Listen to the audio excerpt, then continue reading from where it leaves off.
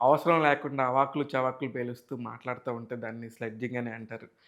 కారణం వాళ్ళ సినిమాని బతికించుకోవటం కోసం మరో సినిమాని వేలెత్తి చూపుతా, ఆ ఫ్యాన్స్‌ని మీరేమైనా అనుకోండి, మీరు కించపరిచినా పర్లేదు, మీరు ఇబ్బంది పడ్డా పర్లేదు గానీ, 'వాల్తేరు వీరయ్య' సినిమా కంటే 'బాబీ', 'డాకు మహారాజ్' సినిమాని నెక్స్ట్ లెవెల్‌లో తీశాడు.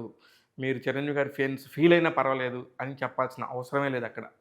'డాకు మహారాజ్' చాలా బాగా తీశారని చెప్పొచ్చు. కానీ 'సూర్యదేవర నాగవంశి' సితారా ఎంటర్‌టైన్‌మెంట్స్ నిర్మాత తనొక పందాన్ని ఎప్పుడు పాటిస్తూ ఉంటాడు. ఎక్కడైనా మీడియాలో హైప్ రావాలంటే ఎవరినో ఒకళ్ళని గిల్లొదిలేయాలి. ఆ గిల్లొదిలేయటం ఆయనకి చాలా బాగా తెలుసు. ముఖ్యంగా 'డాకు మహారాజు' వచ్చే సంక్రాంతికి విడుదలవుతుంది. బాలయ్య నెక్స్ట్ లెవెల్‌లో అన్నట్టుగా ట్రైలర్స్ గాని, గ్లింప్స్ గాని చూస్తే మనకు అర్థమవుతుంది. 'బాబీ' ఎంతో కష్టపడి పర్ఫెక్ట్‌గా ఒక డిజైన్ చేశారు బాలయ్య కోసం. 'వాల్తేరు వీరయ్య' లాంటి బ్లాక్ బస్టర్ తర్వాత 'బాబీ' తీసుకొస్తున్న సినిమా 2 సంవత్సరాల గ్యాప్‌లో లాస్ట్ 2023 సంక్రాంతికి మెగాస్టార్ చిరంజీవిని 'వాల్తేరు వీరయ్యలాగా' ప్రెజెంట్ చేస్తే, బాలయ్య బాబుని 2025 సంక్రాంతికి 'డాకు మహారాజ్‌గా' రిలీజ్ చేస్తున్నాడు దర్శకుడు బాబీ.